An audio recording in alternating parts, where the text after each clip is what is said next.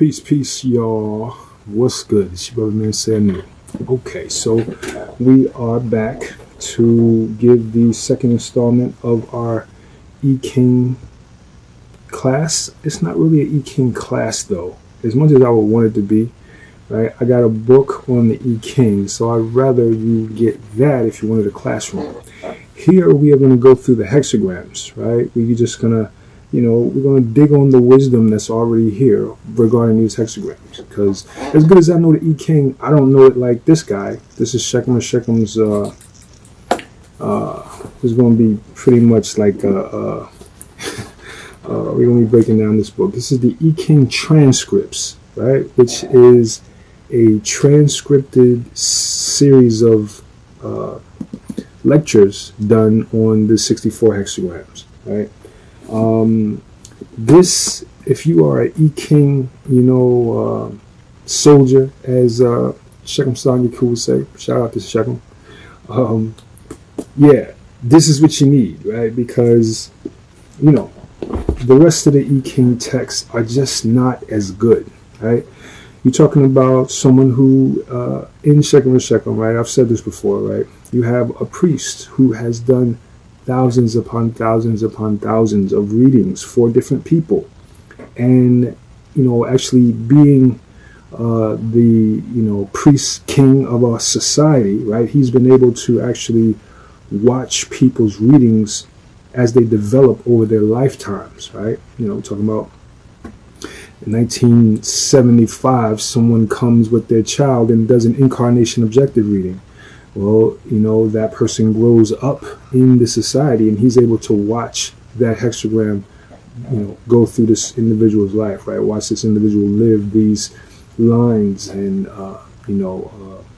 keynotes and whatnot about this hexagram. So he has a very strong, direct, hands-on knowledge of this, in addition to, what the text of the I Ching say, right? Many times these texts are done by, people who are historians and linguists, things like that. So, their experience of this material is not much more than getting with the ancient priests who, or I should say ancient, the priests who were custodians of the text, right? So these people conferred lots of times with people like Wilhelm and Baynes, right? This book here, which is one of the major texts on the I Ching. This is the I Ching Book of Changes, right? Everybody knows this one, right? This is the one of the main sources of I Ching, right? This is a friend of mine gave me this one, right? Because mine looked a lot like this, so I don't even know where that thing is. That thing is up under something, but anyway, these guys are like historians. They're left brain kind of folk who are dealing with right brain information, right? So it's a good treatise on the book. Not taking that much away from them, but at the same time, it's not a priestly understanding, right? So it is far inferior to what we're talking about in here, right? Also, in the I Ching Praxis, Shechem basically consolidates and breaks this down, in a very, like a quick way, right? He kind of gives a quick, overshoot of what's going on in the situation. But this is really the thing, because this goes deep, right? This, there's so many pages here of, like, you talk about, we're going to do the first hexagram today, right? And, in the lecture, he probably spent an hour or so, talking these concepts out, right? So, as you're going to see, right, the things that he's going to say in this thing is going to be, very, very deep information, like not just, topical stuff, right? This is very deep I Ching, translation here, okay? All right, so, but what I will do is I'll start off with the, other two main texts that I use, right? My scrolls, this is the Astrology of the I Ching, right? And again, the Wilhelm Baynes I Ching Book of Changes, right? All right. All that said, let's go ahead to hexagram number 1. Okay. Okay, so let me get my old man's on because these words are much smaller here. Okay. Here we go. All right. So we're going to start with the simple translation of the text. This is in the Astrology of the I Ching, right? This is by Chien and Sherrill. Chien and Sherrill. Okay. Creative action, sublime success. Persistence in the firm and correct is advantageous. Right? Persistence in the firm and correct is advantageous. Commentary. The universal creative, in manifesting itself, first produced the yin and the yang. In subsequent evolutionary stages, it produced the yang in 7 other trigrams. Right? In 6 stages, it introduced yang or Chien. Right? Hexagram in 63 other hexagrams. Right? So it's saying that Chien, this hexagram, is one of 64 hexagrams.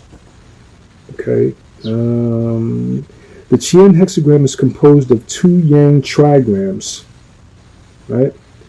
Or a total of 6 lines, right? We talked about that, right? The 3 lines on the bottom and 3 lines on the top. The trigram, which is the 3, doubled is a hexagram. Okay, so now we're dealing with hexagram number 1.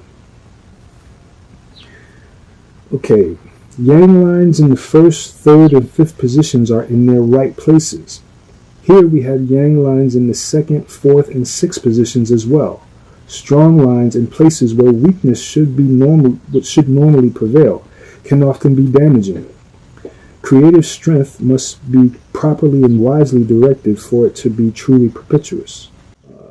Since this creativity is throughout the hexagram, it is considered as stemming from the primal source, and the person born under this hexagram will receive outside help and support as well as being exceptionally strong inwardly. He will be a man of action and creativity. And that's a man or a woman, right? Let's go ahead and bring it up to date and, socially ability correctness, something like that. Hence the predictions for success, fame, and riches for those carrying out their intentions with wisdom. Right, so he's presaging success, right? Because these are, this is a hexagram of action. So something about the action is going to bring the success, right? Provided it's carried out with wisdom or wise intent.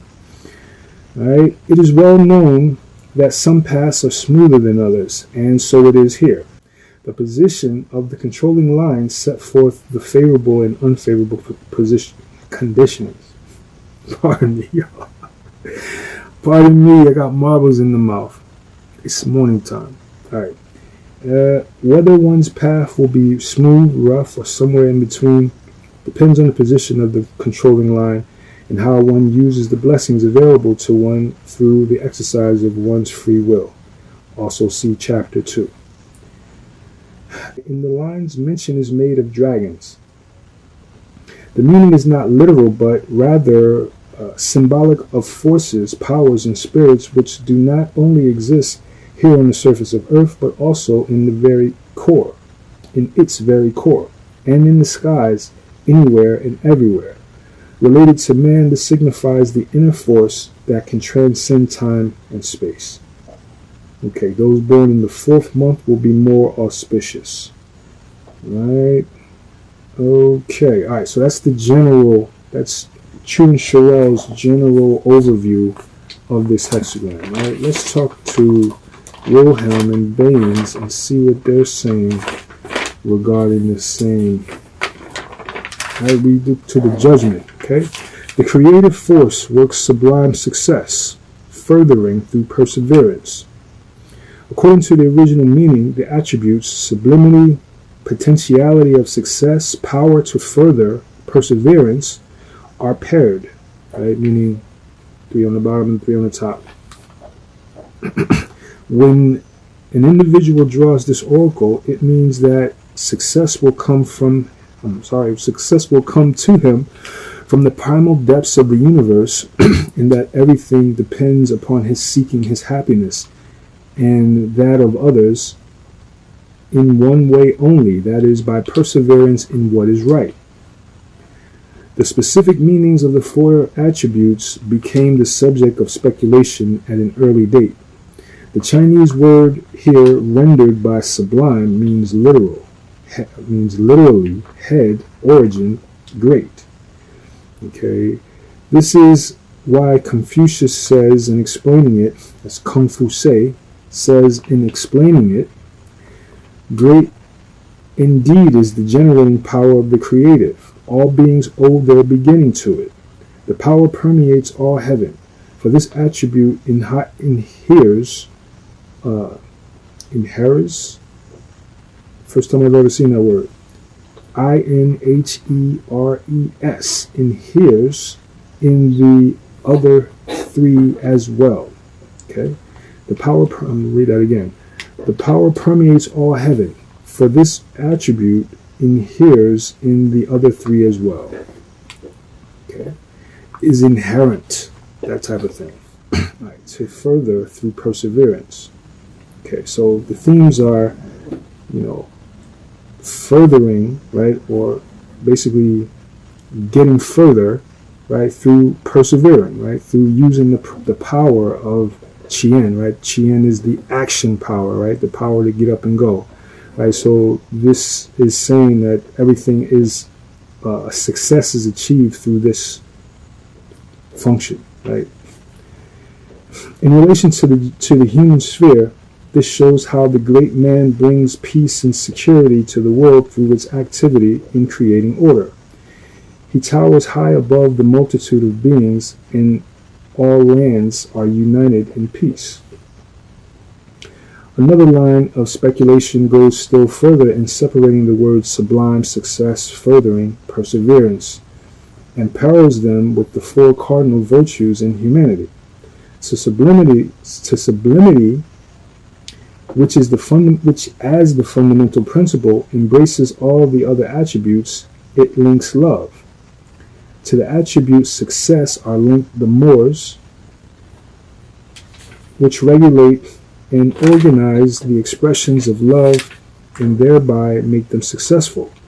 The attribute furthering is correlated with justice, which creates conditions in which each receives that which accords with his being, that which is due him, and which constitutes his happiness. The attribute perseverance is correlated with wisdom, which discerns the immutable laws of all that happens and can therefore bring about enduring conditions. These speculations, already broached in the commentary called Wen Yin, later formed the bridge connecting the philosophy of the 5 stages, elements of change, as laid down in the book of history, Shu Qing, the philosophy of the book of changes, which is based solely on the polarity of positive and negative principles. Right, so it's talking about a book of history that is compared or used in link with this one. Okay, in the course of time, this combination of the 2 systems of thought opened the way for an increasingly intricate number of symbolism. Okay, all right, so that's a lot there, right? Okay, so all right, so let's go into Shekham's breakdown of the material. Alright, so we're going to be here for a while, folks. But if you can get through my chopped up reading, right, you can bear with, right, we're going to learn some stuff. Okay. Alright, so, and remember, this is a human talking, right, so sometimes it's going to be weird, right, the way people talk, you know what I mean, and how it's transcripted. Anyway, here we go. We are dealing today with the first hexagram. Rather than give you a whole long spiritual introduction, we could spend 3 or 4 weeks just talking about the political background and things like that. I'm jumping right into the hexagrams themselves, and whenever the opportunity comes up, or wherever I feel it is appropriate, I will be making mention of certain such information. We turn to the first hexagram. In Wilhelm and the first hexagram in the Astrology of the I Ching, if you read carefully, you will begin to understand why you have so much difficulty using these books in a practical way. For the simple fact that the authors introduce irrelevant information with the particular hexagram. In other words, when you cast the oracles, you want information that is given right on the hexagram, and oftentimes the author goes on to talk about things that pertain to the I Ching in general. We kind of saw the example of that. That's good to know, but this is not the place to get involved into that, because you can get confused. At least if the authors has separated the two very clearly, but in one sentence the author is speaking about a thing that pertains to a reading itself, and then goes on to talk about things that pertain to the I Ching in general. So let's make a note of the first hexagram, and before I read, let me explain to you what the first hexagram is all about. Okay, life is a time-conditioned process. Living is a time-conditioned process. Oftentimes, we are able to accomplish our objectives simply because the energy that enables us to be on top of things is at its peak. And when that energy dips down to its lowest point, try as hard as we may, we are not able to take care of external business. Sometimes just the opposite happens. The energy that enables us to go within and gain insight, etc., sometimes it's at its peak, and sometimes it's at its lowest. And when it is peaking, we are able, without much effort, and sometimes without any effort, sometimes despite the effort to the contrary, we find ourselves internalizing, coming up with all kinds of insight and changing our spirits to be able to make the necessary changes to move on to something new. And when that energy is at its lowest, then you can't sit still. You can't even read a book. You have to get up and do something. So the process of living is conditioned by the cyclical movement of energies. We know from tarot classes that sometimes your energy is up and sometimes it is down. The energy curve has a summit and the low point called its nadir. Let's present the curve of your energy as being externally. What I mean by being externally, I'm thinking as I read. I just need to shut up. I'm talking about a person's ability to accomplish his desires, his dreams. When your energies are up on the external part of the cycle in regards to a particular matter in your life, you have the power to carry it out. And when your energies are at the nadir, the bottom, in regards to a particular matter, you don't have the power to carry it out, pure and simple.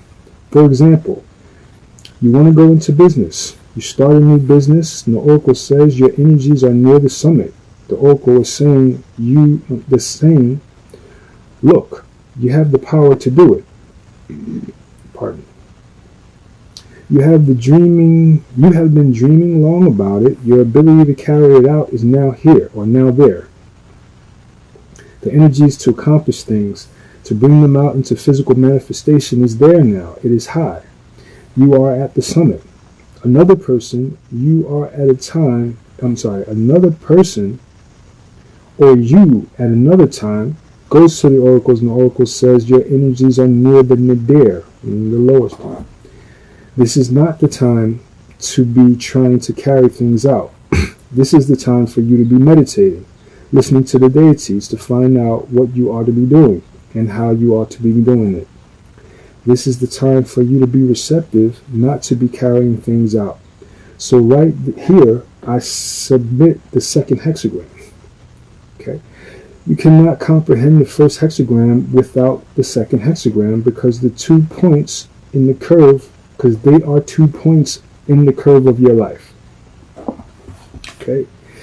The first hexagram is day. The second hexagram is night. The first hexagram is carrying out things because you are now ready to carry things out. The second hexagram is listening from the source that enlightens us as to what we should what we should do in life, how to do it, etc. It is very hard to talk about the first hexagram without talking about the second hexagram, or vice versa. Throughout this entire course, we will be pairing off the hexagrams, because, as it is said, you cannot know day if you don't know night. This is what we call the Harlem River arrangement. Okay, so what he's saying is that, in the Harlem River arrangement, which is his arrangement of the I Ching, he's speaking about these things in pairs. He's speaking about the hexagrams in terms of their complement, or I should say in addition to their complement. Like, right, perfect example, hexagram 1 and 2 are complementary hexagrams, right? They complement each other. One is the light side of it, the other is the dark side of it, right? Or something like that. Not so much light and dark, it's a bad example, but they're polarities of reality, right? So that's how he's talking about this, and that's how he arranges the various hexagrams, right? And you see that when you read the Praxis, right? Praxis, when he gives one hexagram, he gives its complement so that you could contrast the information and get more insight onto the situation. All right. Okay. Harlem River arrangement. Okay. That to know something, you must look at its opposite. Because a lot of things that are missing in what Wilhelm tries to teach you about a particular hexagram is also what the astrology of the I Ching tries to teach you. You will learn by keeping the complementary in sight. Okay, this is one of the great secrets of teachers of oracles, to know how things are reciprocal to one another. So let's sanctify this information. Let us make more relevant to let's make it more relevant to the kind of technical information that is being revealed to us today. Because one day, out of this Osiris society will come a group of diviners who will use the I Ching to put their fingers on exactly what ails you. For example, the first hexagram corresponds to the sympathetic division of the nervous system. The second hexagram corresponds to the parasympathetic. You can exert your will in the first hexagram because that is your day consciousness. The sympathetic is the part that governs your hands, your feet, all willed physical functions and willed psychical functions. I'm just not standing here helplessly looking for how to run on and talk to you. I am willing what I am saying to you. If I want to shut up right now, I can shut up right now. It is a willed part of the being. Can you will the parasympathetic abilities, the heartbeat, digestion of the food, the functioning of the kidneys? Can you tell the parasympathetic what to do and how to do it? Therefore, the I Ching says of the second hexagram, if the inferior man takes the lead, he goes astray. Now you begin to understand why, when you get the second hexagram, you should not take the lead. Because you are dealing with the part of your being that the part of your being that you know nothing about. It is the parasympathetic, the summit the summit is where you exert your will. The nadir is where you are receptive to the great wisdom that guides your life. Okay. Actually, if you asked me about which hexagram should come first, I would say the second hexagram, not the first. Pardon me. I would say the second hexagram, not the first. Right. Okay, as the old Hebrew African says, and the evening and the morning was first the day. The day begins at 6 p.m. Okay? You go to sleep and you dream, meaning the spirits tell you, informs you, sows seeds in your spirits, enlightens you. And the next day, you carry this message out. So, to those that missed it, he's saying that the day begins when the sun is going down and you're going to sleep, because that's where you receive, right? Much like we talk about regarding the solstice, right? The solstice being the nighttime, the time when you go inward, right? You go to sleep and let your dreams, inform you of what you should be on, right? What you should be doing, right? This is why we meditate a lot and sleep a lot over the solstice. Right? So the same is happening in a day, right? In time of the day. So he's saying that the time, to really start your day, start planning for tomorrow, right, is today. So, y'all know what I said. All right. All right, so let's go back. Right. As the old Hebrew African says, and the evening and the morning was the first day. The day begins at 6 p.m. You go to sleep and you dream, meaning the spirits tell you, informs you, sows your spirits, enlightens you. And the next day you carry out this message. Okay? This, in parentheses, the second hexagram, the nadir, is preparing for rebirth. This is dreaming. This is meditating. This is being receptive. This is receiving from the powers that be in life. Right? Not the government. That's what we mean by being receptive. So if you get a certain hexagram and you function in a receptive manner, in the correct way, you do not try to tell the stomach, don't digest that way, and give it instructions on how to do it and try to interfere with that. No, leave it alone. It knows the great wisdom of how to do it. So when you ask about a job or a relationship, areas that you think you should have the right to manipulate consciously, and you get the second hexagram, the oracle is telling you to leave it alone. No conscious manipulation here. Become receptive.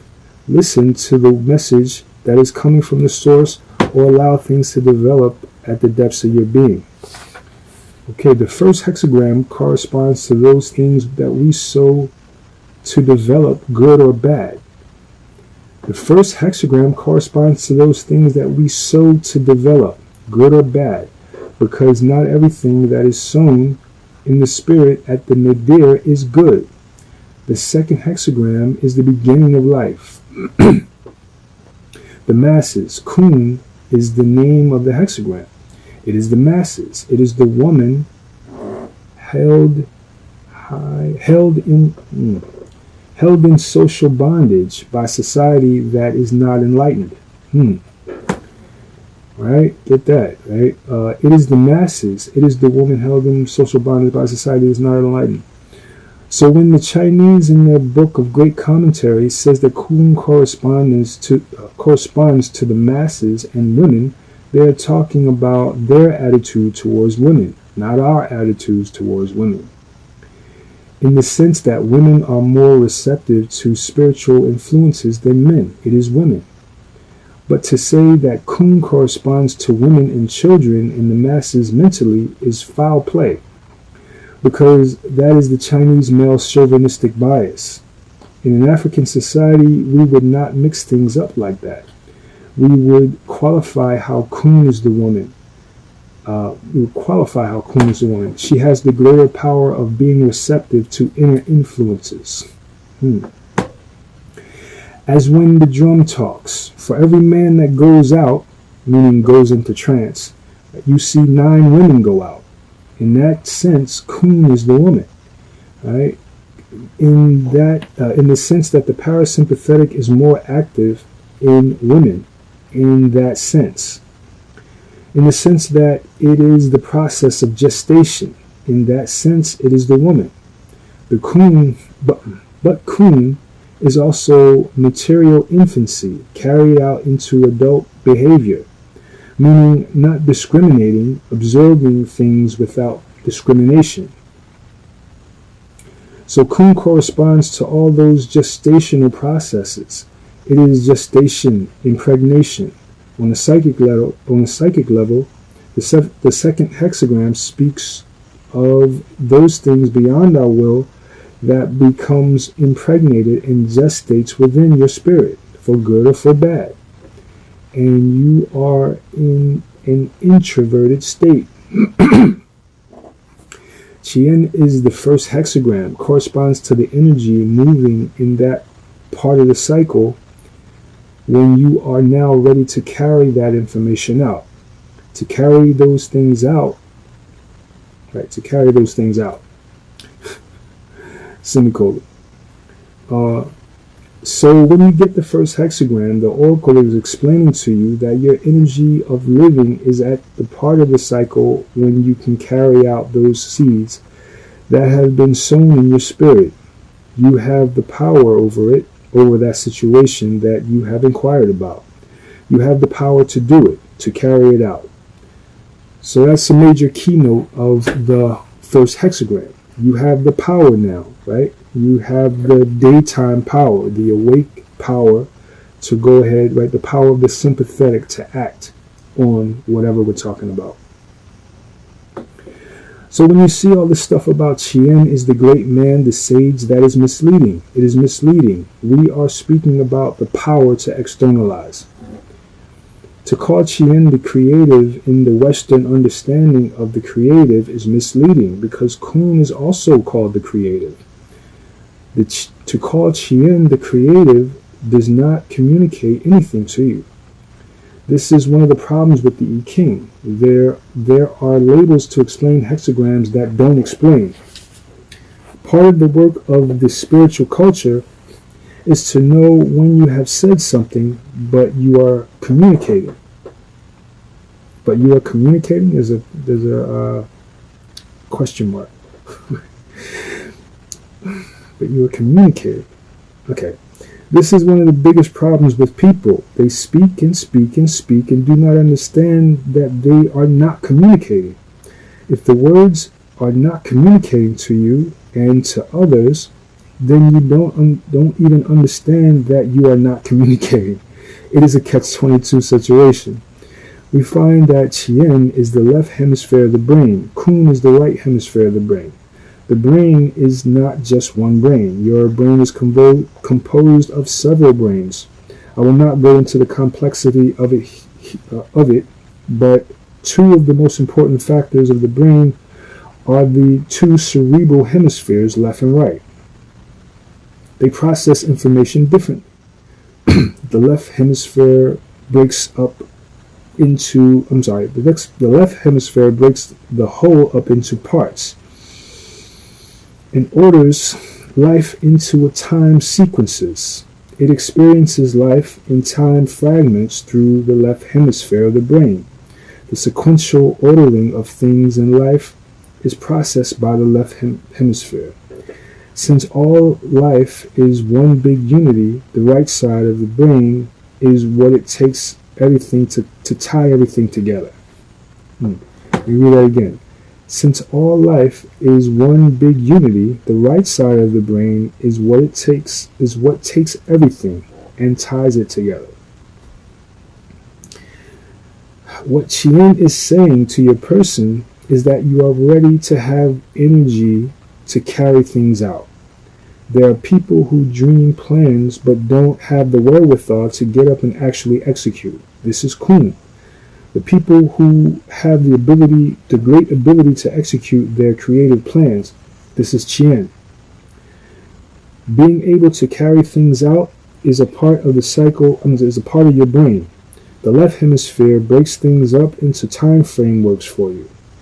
It breaks up the whole into pieces so that when you are functioning under Chien, you have a handicap. You can't see the connection of things anymore. One of the important modes of consciousness to carry things out is a contraction of your sphere of awareness, to concentrate on one issue at a time. A person who is carrying things out cannot be looking at all things. He has to concentrate on what is present at the moment. You cannot be into past, present, and future. That is the difficulty. Kun is special. Kun is spatial. Chien is time. The left hemisphere of the brain is time. The right hemisphere is space or wholeness. The left is time or fragments of concentration. Concentration is to exclude. To concentrate, you have to exclude other aspects. When you exclude the other factors from the picture, you lose the connection of unity. You stop seeing how things become dependent and related to one another. The danger now comes in. When you lose sight of the whole, there are all kinds of dangers that come in.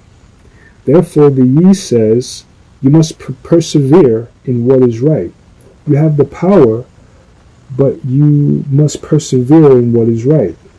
When you have great power to carry things out, you are in danger of forgetting to ask what is right, because you are functioning with the power to do it.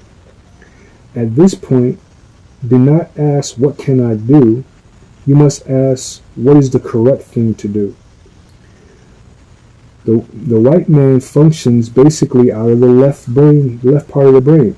He says he scales mountains because it is there, and he could do it. He made the hydrogen bomb because the wind could conceive it and execute it. He says he did it so-and-so because he could do it. The African man says, I did it because it was the correct to do it. And so-and-so. What is correct, therefore, I did not do it even though I could do it. Let's say it again.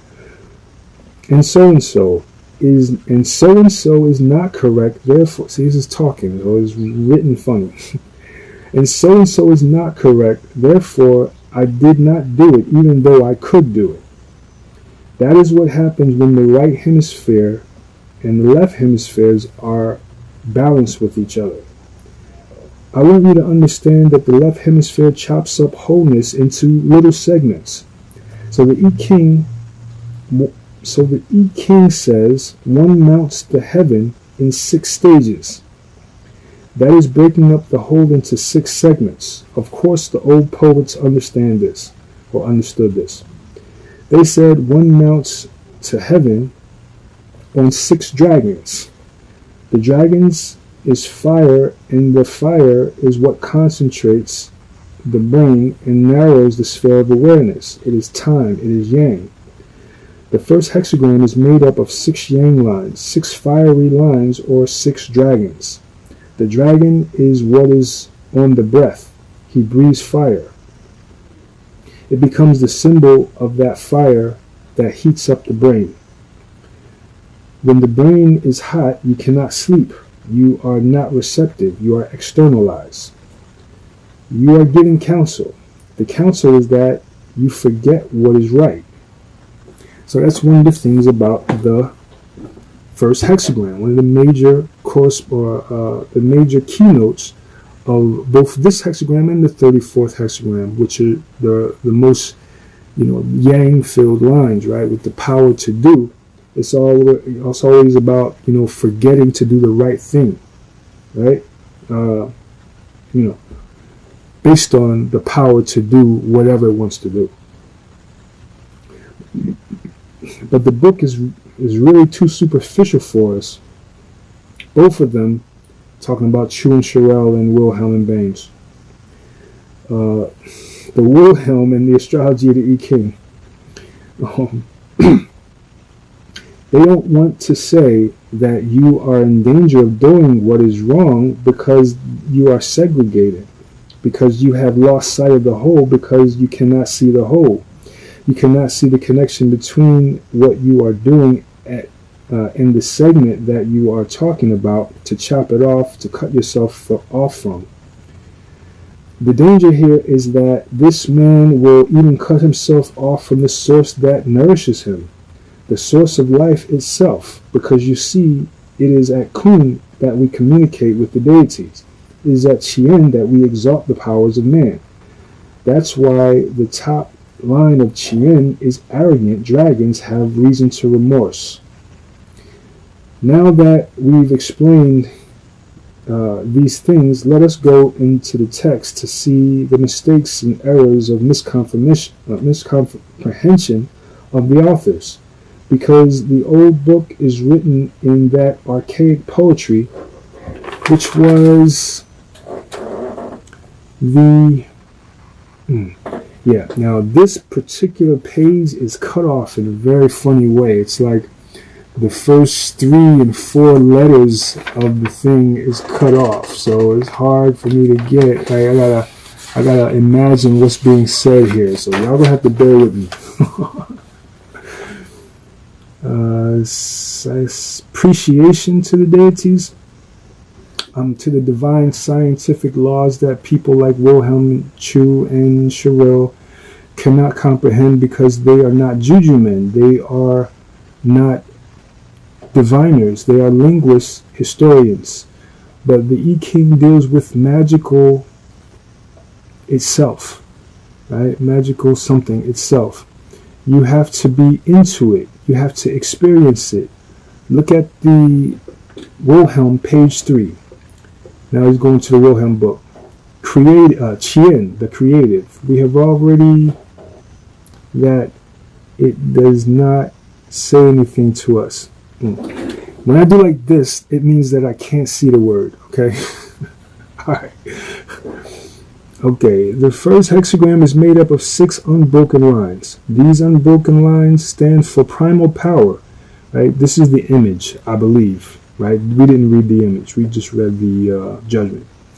These unbroken lines stand for primal power, which is giving, light-giving, active, strong, and of spirit. He says, it is meaningless. Back to the text. The hexagram is consistently strong in character, and since it is without weakness, its essence is power or energy. That is false, because there is weakness here. If you look at the lines which say the meaning of the hexagram, you'll find that the top line is arrogance, and the first line says that the dragon is hidden, do not act. There is weakness here. The third line says danger, let's go further and look at the concepts. English language gives us trouble, and also that Wilhelm, in not being a priest, a spiritual man, could not discern. It says here that the trigram is consistently strong in character, since it is without weakness. Its essence is power or energy. What is strength? The strength that we're talking about, that they are speaking about here, is externalizing strength or externalizing power. Wherever you find the word strength or power regarding the first hexagram, you must qualify it. It is strength and power to bring things out, to accomplish things outwardly. Okay, its image is heaven. This is back to the text. Its image is heaven. It needs to be explained with better meaning. This is second talk. We're talking about the wave of movement of energy. I think that is. Heaven is heaven in this sense here means the summit of curve of energy, the summit curve of energy, right? The summit of the curve of the energy, right? Meaning the top. Okay. As a matter of fact, when you go through the hexagram, you'll find that the planetary correspondence of the first hexagram is the sun. This corresponds to the sun at its height in heaven, and Kun corresponds to nighttime, when the sun has set. Kun is the earth, or when the earth, or when it has set beneath the earth, or when the sun has set beneath the earth. So if you wanted to do spiritual work with particular reading, or with this particular reading, you would use Heru, Shango. And when Shango is on the something, which deity will help Shango to succeed? Osir and Tehuti. Osir and Tehuti, right? That is why, okay, we are at that area where I couldn't see the thing, so it should be better. That is why you'll find that when you get the first hexagram, you are told that you will succeed not through strength, but through wisdom. Even though the character of this hexagram is externalizing strength, but you will not succeed by externalizing strength, but by Tehuti. This is the story of Osir again, where we have Tehuti and Heru, right? Heru goes to Tehuti to actually win the war, because doing it on his own is just a stalemate with him and Set, right? But you will not succeed by external barrier. We have taught that to you in the past classes, in past rituals, and it is here. The book is to be rewritten for our needs. Okay? Interesting. Its energy is represented as unrestricted by any fixed conditions in space. This is back to the text. Its energy is represented as unrestricted by any fixed conditions in space, and therefore conceived as emotion. I think I'm getting tired of something. It's conceived of as motion.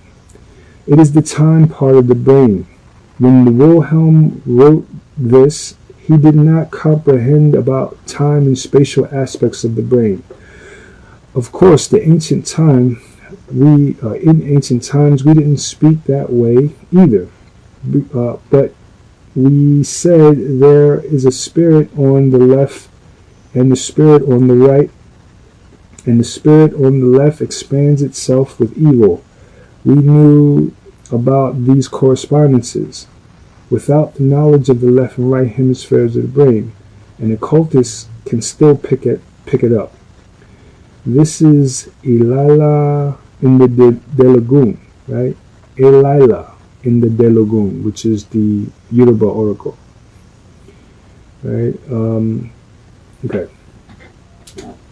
Back to the text. Thus, the hexagram includes also a power of time and the power of persisting in time, that is, duration. Second says, that is incorrect.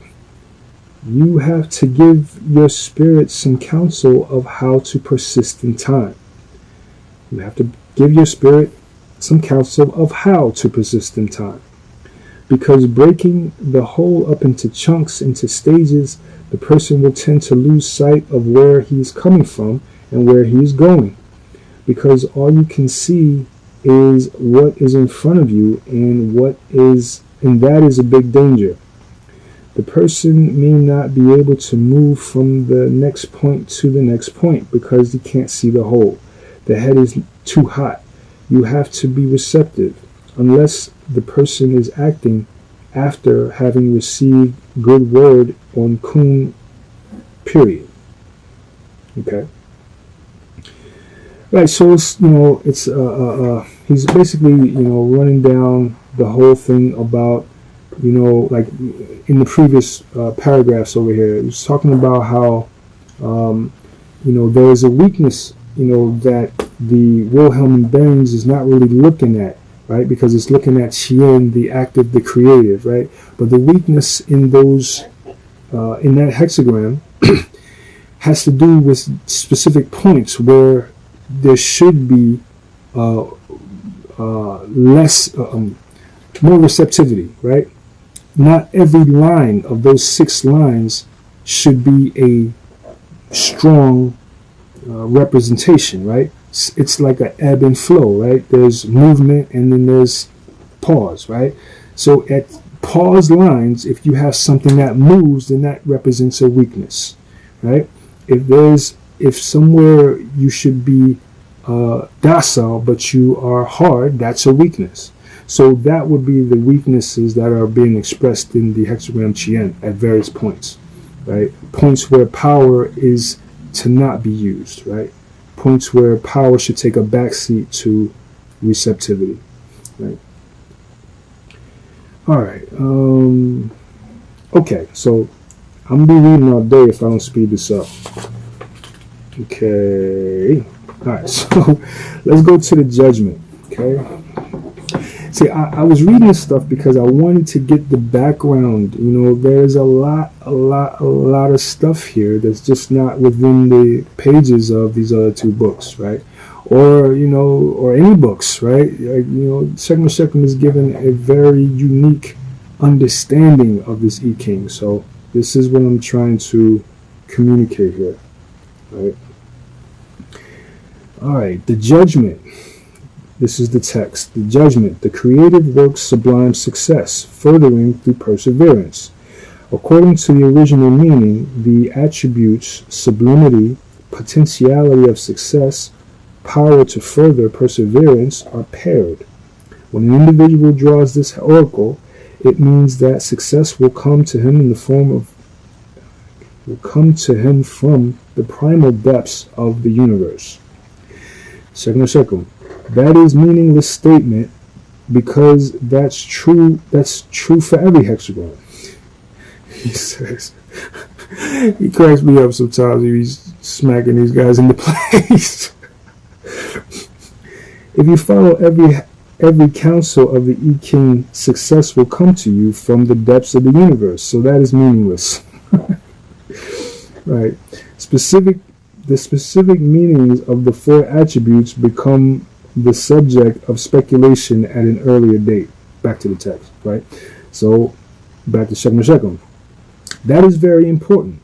Wilhelm is here talking with his Chinese commentator, meaning, look, we speculated on these things. We don't have real insight into it. We just speculated.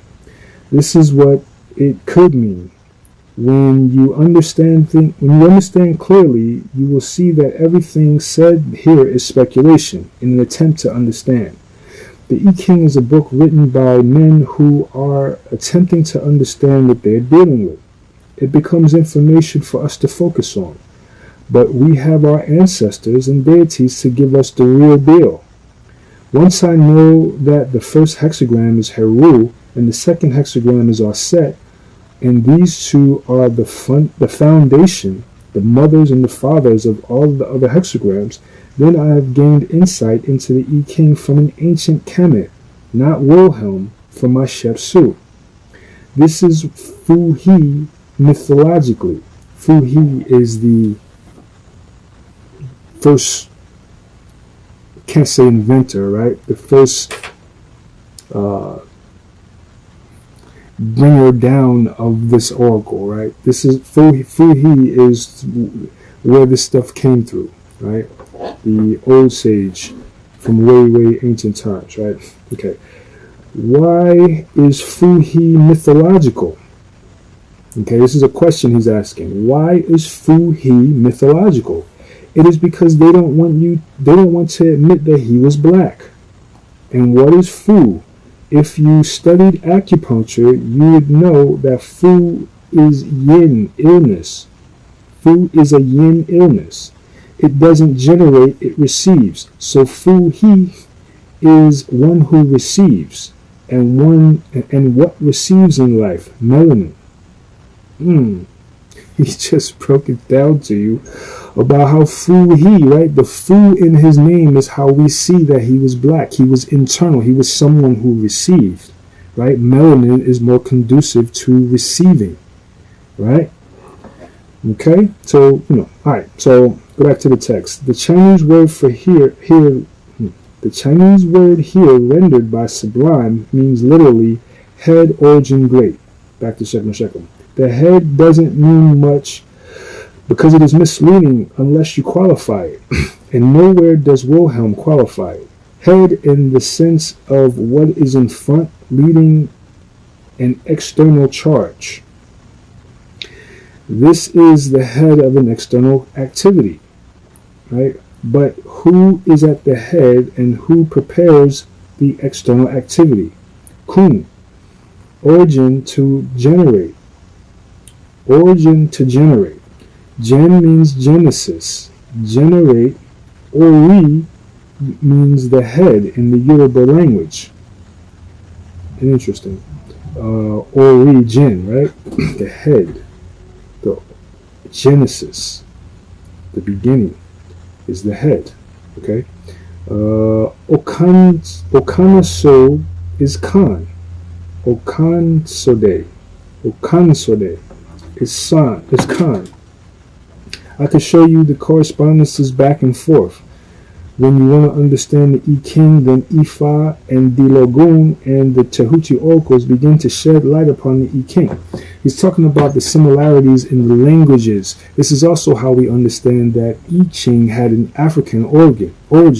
Right? The two are similar because the languages are very similar. If you look at the a lot of the ancient, a lot of the language, right, is similar, right? You have concepts in Japanese and Chinese that are very similar to concepts, words in African, etc., in certain African languages. All right, not to go off on that. How far can you go with this? How far can you go when you get this hexagram? This hexagram depends on your head, the state of your head, the condition of your head. For most people, the I Ching corresponds to the top line of the 31st hexagram, words that have no power of influencing anyone. This is for the most part that go to the I Ching because of their head. This is for most people that go to I Ching because of their heads.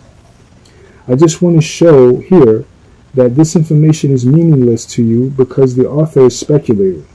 And when the Yoruba says that you have to feed the head, it means that the head is weak and that the head needs to be strengthened. Okay, you have their rituals, and we have our rituals to open up the head. As it is said in the 48th hexagram, we need a rope long enough to go to the bottom of the well. Meaning that you have to learn how to sink down into the depths of a person's being to be able to change a person's position. We are talking about deep techniques of meditation. Let's go to the last paragraph on page 5 because everything in here is not really giving you insight into the meaning of the hexagram. But more than that, when you get this hexagram, what are you supposed to do? What the old author is saying was that you have the power to accomplish what you want externally, but are you doing it, or are you doing what is right? All right. That is the question that the old author, He is haunting you with it. You have the power over the matter that you asked about. You can control it. The first hexagram is the husband with his masculine, virile power over the woman. He has the power to say, woman, shut up and sit down. But is he doing what is correct? That's what the first hexagram is saying. You have control and power over a situation, but are you doing what is correct? Okay, right. So, I mean, really, I should leave it right there. But there's just so much information, right? He just went into the ancient, corners of the text of the I Ching and what they're talking about, versus modern day society and how we get it and how we deal with it. So this is like good stuff, man. You know what I mean? It's for all my I Ching nerds out there, yo. You know what I mean? Shout out.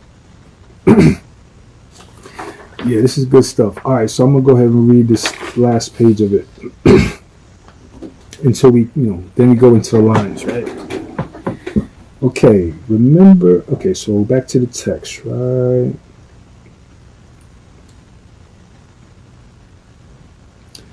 Okay, you go through a whole page and a half of speculation, and the author is still not satisfied, so he goes on again. Back to the text. Another line of speculation goes still further in separating the words sublime, success, furthering, perseverance, and parallels them with the four cardinal virtues in humanity. The sublimity, which, as the fundamental principle, embraces all the other attributes, it links love. Back to Shekem. Remember earlier, he had hooked up sublime with the head, and now he hooks up sublime with love. But he does not go into the conclusion to tell you that love should rule the head. Remember, that's insightful right there. That's a jewel. That is like, bing. Okay. Remember what I said to you when we studied the 42nd hexagram and the 48th hexagram. What did I say to you is the best and strongest way of controlling what Freud calls the id, or those passions within you. Love, right? You see, we are back to it again, meaning that if there is no love in your life, when you have the power to do, you will go astray. This is the real important counsel that the author leaves out because he didn't understand it. He didn't understand the ye, right? Okay. Back to the text. To the attribute success are linked the mores, which regulate, not the Moors that we, the people, the Moors, but he's talking about the people in general, or the popular, right, the Moors, right, which regulate and organize the expressions of love and thereby make them successful. Okay. Meaning, back to Shekem, meaning that without love guiding the head and so forth, there is no success, because you don't do things for their own sake. Analyze your life. Nothing is worth anything unless you can share it with someone else. Unless you can share your life, your success with others is nothing. Means nothing. And the foundation for you to share harmoniously with others is love. Otherwise, you are going to be with people who hate you, or people who are trying to rip you off because that is what you are doing to others. Back to the text.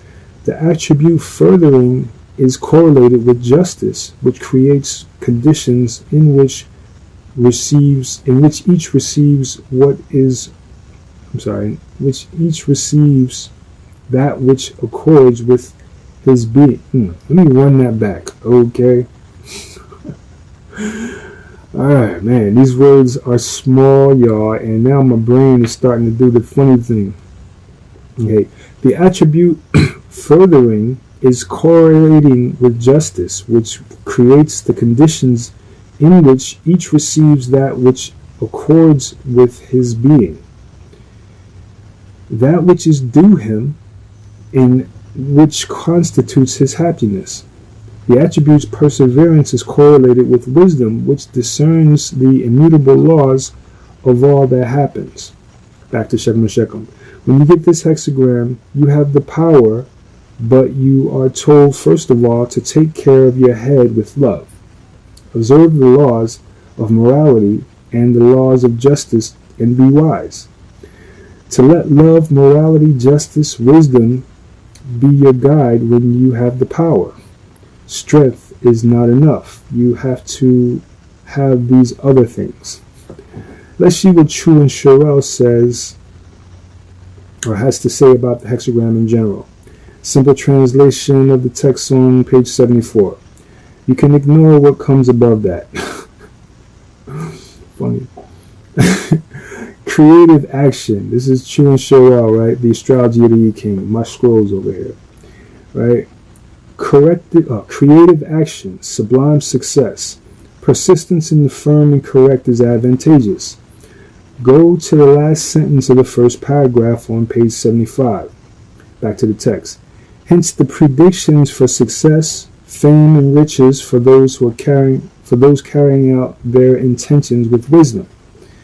Back to Shekem. In the last group ritual we had, Heru came forth and said that his basic weapons are Meduna Ter, the word of God, the Supreme Being, meaning wisdom. Wisdom, main weapons of Heru. Okay? The rest is too babbling. I'm not going to waste time with it. Study it and analyze it, and you'll see what I'm talking about. Go back to Wilhelm. All right, now he goes into the lines. Okay? All right. Sherrill is funny. The way he's basically, he's like, the high, second hexagram or second sphere sage talking to like Sebek. Who's aping wisdom, right? Sebek is, trying to get it, right? Sebek is the linguist, right? Language, who's trying to get this stuff, right, and break it down and teach it, etc. Right? Sebek is like me, right? I'm not, all wise, right? But I got my stuff that I'm working on to get it right? But this is like Wilhelm in them, He's like smacking them down. All right, anyway, enough about that. All right, let's go to the text, right? We're going to break down the lines real quick. All right, you know what? And to save some time, right, because it's already been an hour and 8 minutes, okay? I got to concise this some bit. So what I'm going to do, get these other books when you get a chance, right? This lecture is basically a correcting of these two books, right? So what we're going to do is deal mostly with this book, right? We ain't going to really go into these. It's going to save me time and, yeah, that type of thing. All right. So we're just going to get more to the point with this, right? And even dealing with it in this way, there's so many nuggets he's still going to drop. That's ridiculous. All right, let's do it. So, 9 at the beginning, hidden dragon, do not act. We're talking about the first line, right? So if you get the first hexagram and the first line is stress, this is what we're talking about. Okay, in China, the dragon has a meaning altogether different from that given in the Western world. The dragon is a symbol of electrically charged, dynamic, arousing force that manifests itself in the thunderstorm. The thunder, back to Sherrill, the thunder is Heru, Shango, the hurler of thunderbolts, all yang, solar power. Back to the text. In winter, this energy withdraws into the earth. In the early summer, it becomes active again, appearing in the sky as thunder and lightning. As a result, the creative forces on earth begin to stir again. Back to Sherrill. That is basically symbolism. Back to the text. Second paragraph. Here, the creative is still hidden beneath the earth and therefore has no effect. Back to Sherrill. Meaning that a person's energies are still down at the first line. Meaning that a person's energies are still down at the first line. The person is not ready to carry out what is consulted about. He is not ready to carry it out yet. Right? So this would be a weak point in the hexagram. Right? This would be a point where the person is, the person has Chien, but he's not ready to carry it out. Right? This is not the time. Right? So that's a weak point in the hexagram.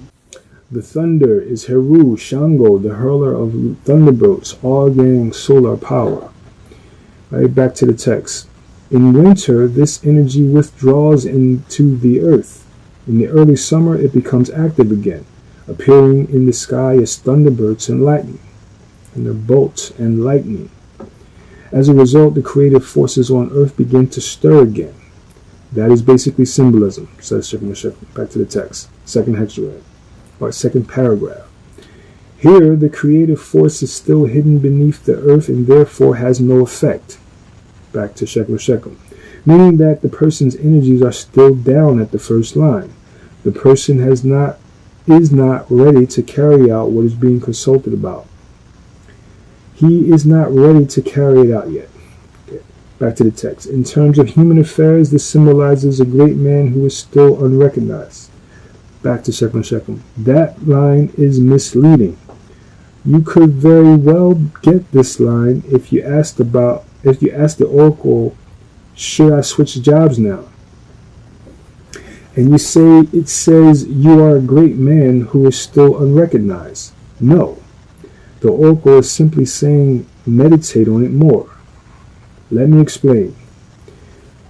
What you are to do when you get this hexagram, its complementary is Kun, the second hexagram. What you are not supposed to do is go get a book on how to switch jobs. You know those books, how to market yourself more effectively, etc. Right? Or go to some computer service and find out what job you ought to get. Or ask oracles 10 million questions or more questions about jobs. Right? The complementary of this hexagram is the second hexagram. When you get this and you get the first line, you are being told to open up your ears a little wider and pay more attention to your dreams. Listen to your ancestors. They are trying to tell you something. Listen to the deities. Meditate more, but in a receptive way. Don't sit down and try to analyze the situation. You are like a man trying to improve his digestion by sending thoughts to his digestive system on how to digest the food. You might decide to increase vitality by visualizing qi stored up in the Tantien. No, let the body do that. Let the parasympathetic do that. You don't know how your body does things, leave it alone. The dragon is not yet a dragon, right? So it's the young portion of the hexagrams, the early inexperienced portions, the beginning, right? That first line. All right, the dragon is not yet a dragon. If you want to get true insight into the dragon, study the book on Chinese astrology on the dragon. The dragon is a person who is very externalized. Here, Wilhelm shows that he did not do his homework on Chinese astrology. Back to the text. He remains true to himself. Back to Shekel. That needs explanation. Back to the text. He does not allow himself to be influenced by outward success or failure, but confident in his strength, he bides his time. Back to Shekel. Meaning you get this line when you're not ready to deal externally. So we're repeating ourselves, but things could be falling apart and you go to the oracle and you get hidden dragon. Do not act. Things are falling apart and the oracle says do not worry about it. The externalizing force is not ready yet. Listen to the deities. This is what is being said. Be receptive. Back to the text. Hence it is wise for a man who consults the oracle and draws this first line to wait in the calm strength of patience. The time will fulfill itself. It is not simply to wait. Just to wait is the wrong counsel. No, that was Shekel. They didn't say it. Back to Shekel. It is not simply to wait. Just to wait is the wrong counsel. You are supposed to wait and do what? Go within. Back to the text. 9 in the second place. This is the second line here. Now we're going to line 2 of the first hexagram. Dragon appearing in the field. It furthers one to see the great man. Here the effects of the light-giving power are beginning to manifest themselves. Back to Shekel. Meaning that the energy goes above the median line. Back to the text. In terms of human affairs, this means that the great man makes his appearance in his chosen field of activity. Back to Shekel. False, incorrect, misleading. Here you power, it should be your power to carry things out externally has risen above the median line. Since you are in danger of acting out of your power to succeed, you need love, you need to be just, you need wisdom to guide you, you need morality. That is why you must go see the great man. Go to the great man, so the sage, that you can get the counsel on how to function the way that you will not upset the balance of things in life. That's why it says dragon appearing in the field. It furthers one to see the great man. Back to the text. As yet he finds no commanding position, but is still with his peers. However, what distinguishes him from others is his seriousness of purpose, his unqualified reliability, and the influence he exerts on his environment with conscious effort. Back to Shechem Shechem. Here the author is mixing up information about the sage with information about the person who has inquired. You went to the oracles, should I marry this man? And it says what your energy is ready to do now. You have gone through a period of preparation. Your thinking on your desire is above the median line. But since there can be errors made, you need to go see the sage. Why? Do you know how to love? Do you really know how to love? Do you have wisdom? How much do you really know about morality and how to apply it to any situation, etc.? That is what the oracle is talking about. What about the condition of your head? Or shall we say, what kinds of seeds can you bring from underneath of your being into expression? That is what we are talking about. Because not everything that you bring into physical expression is good. That's why you're being told to go see the great man. And why at the second line? Because at this point you are still not acting, but about to act, right? And you can still avoid making a mistake, right? So the second line is a more receptive place within the hexagram. So, you're almost ready to act, but not quite ready to act, right, at the second line. All right, line 3. Okay, 9 in the third place. All day long, the superior man is creatively active. At nightfall, his mind is still beset with cares, danger, no blame. A sphere of influence opens up for the great man. Back to Shechem Shechem. The author is still persisting in the wrong line of thinking here. Back to the text. His fame begins to spread. Masses flock to him. Pardon me. His inner power is inadequate to the increased outer activity.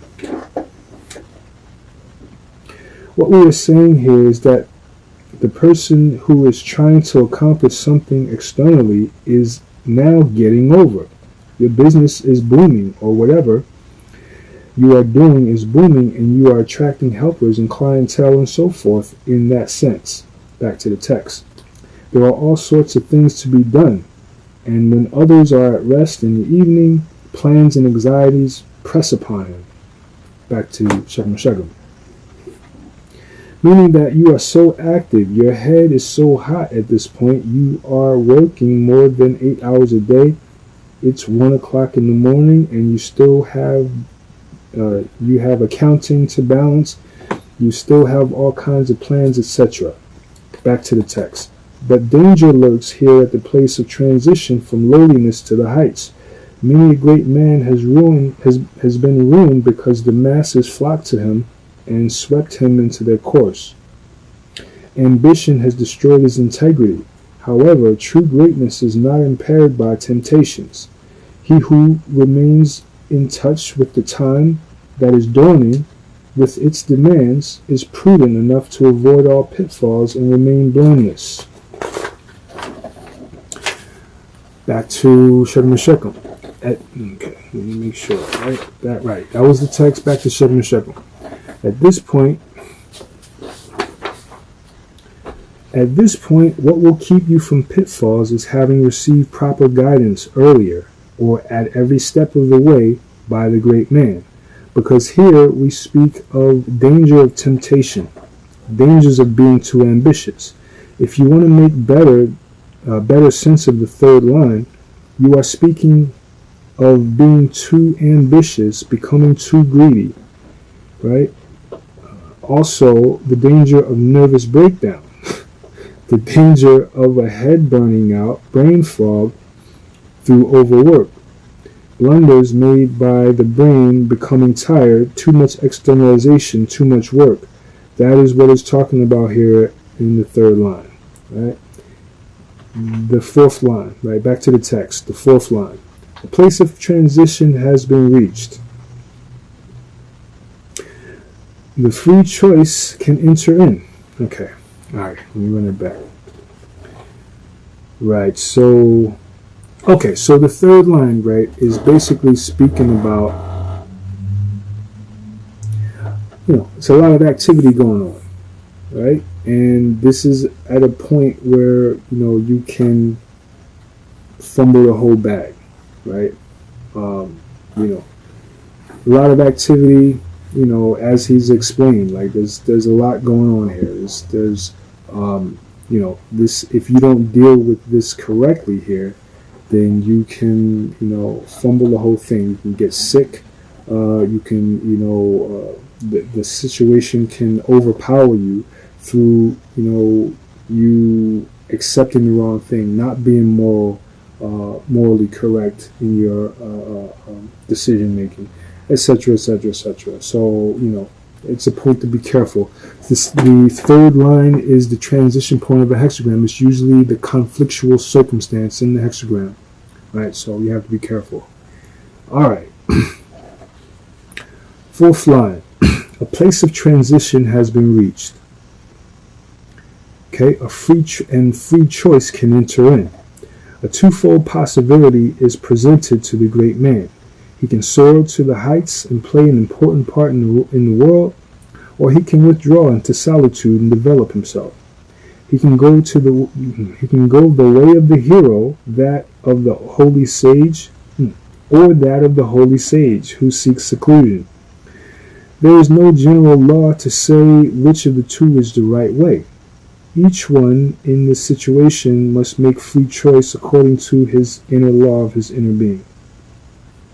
The law or the inner law of his being. If the individual acts consistently and is true to himself, he will find the way that is appropriate for him. This is the right way for him and without blame. Okay, back to Shekem. The problems that come up with this line, the fourth line, the author says you can go one way or the other. You are at a crossroads in life. The author says that either way is the right way according to the inner laws of your being. That sounds real good. But the thing is that this is not a sage speaking. A sage would say it furthers to see the great man and consult the oracles to find a way out of this. A sage would say it furthers to see the great man and consult the oracles to find out which is the way of your being. In the Yoruba tradition, we are told that before Ori, the head, comes down to earth, it kneels before the great or the supreme being, and Ifa, Tehuti, the god of wisdom, is there to record everything, to find out what the man's destiny on earth should be. And the man has come to earth above everything else to learn spiritual wisdom, to develop himself as a vehicle of God. Each of us chose the experiences that would have whether we would grow spiritually through certain material exploits or through spiritual exploits. Okay. It's a funny way of... Alright. Whether we would become sages or whether we would become heads of state or heads of corporations or whatever. But the thing is that being a sage and being a head of a corporation are not exclusive things. Because if the sage is living truth and the head of the corporation is living truth, they are doing the same thing. To become a sage or to go out into the world, we are not separate realities, are not separate realities, are not contradictive realities. It is not coming to a road where you can go one way or the other. Right. So it's saying it's saying that, where the text says, he can go this way or that way. He's saying this way or that way are not necessarily different. Right. The way of the sage is not necessarily different from the way of the world in the context of, business versus someone who's learning spiritually. Right. All right. So still talking second here. New concept. You ask the oracles and you get the 33rd hexagram. You ask the oracle, should I take my dog to this kennel or that kennel? So why did I get the 33rd hexagram? Hexagrams and lines of hexagrams make correspondences to certain situations in life and usually gives you fictitious examples. If you go back to the first hexagram, instead of saying dragons in the oracle, the oracle could have said horses, but because you find that horses are also a symbol of Chien. In the Yoruba tradition, horses are Shango's favorite animals. And in the aviary world, it is hawks. So what I'm saying here is that these are examples. The author is speaking very materialistically. He says you can become a sage or go off into the world. If the sage comes into the world and deals with the world, is he no longer a sage? Now that's the question. If a man becomes the head of a corporation, he can no longer be into spiritual culture or spiritual work. He makes them opposite to each other. Talking about Wilhelm or whoever's saying it, Chien and Sherrill, whoever we're talking about. Now, he makes them opposite to each other. We are not talking about a great man here in the fourth line. Okay, more text on the fourth line, or more speak on the fourth line, and I highlighted this here. So the fourth line is a point in life where your power has grown to the point where you have reached the point where you can exercise power for its own sake, or power for selfish purposes. You have so much power that you can get away with being incorrect. When you get the first hexagram in that fourth line, you are at a point where you can exert power and get away with it without being right. So that's the dilemma that Wilhelm and him was going through. You can be the way of the sage or go into the world. And Second says, no, it's not necessarily that the sage is not the world, or that you can't be a spiritual individual doing a worldly thing, like running a corporation. It's saying that you have the power to be incorrect. So do the right thing. Right? All right. Or rather the point where you must now choose between rightful use of power or unrighteous use of power. And if you were to stress the fourth line in the first hexagram, it will change over into the ninth hexagram, which says to use spiritual wisdom to restrain your power. All right, yeah, man, this is breaking it down, right? This is good stuff, man. I hope y'all do appreciate this stuff, man. And pardon me for my reading snafus, man. This stuff is small, man. Anyway.